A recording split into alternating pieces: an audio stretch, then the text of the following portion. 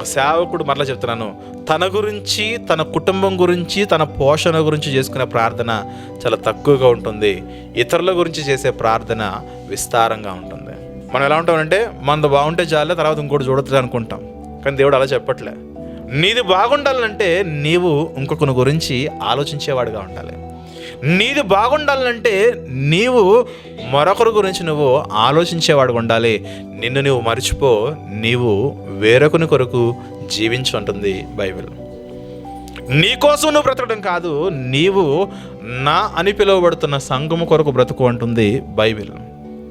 కాబట్టి ప్రియమైన దేవుని వల్లరా, బైబిల్లో ఉన్న భక్తులను చూడండి, వారి జీవితాల్లో వారి కొరకు వారు చేసుకున్న ప్రార్థన చాలా తక్కువ. సంఘము కొరకు, ఆత్మీయుల కొరకు, నశించిపోతున్న వారి కొరకు, చెదిరిపోయిన వారి కొరకు నిరంతరం కూడా వారు ప్రార్థన చేస్తున్నట్లుగా కొన్ని సందర్భాలు చూసుకుని మనం ముందుకెళ్దాం ప్రియమైన దేవుని వల్లరా.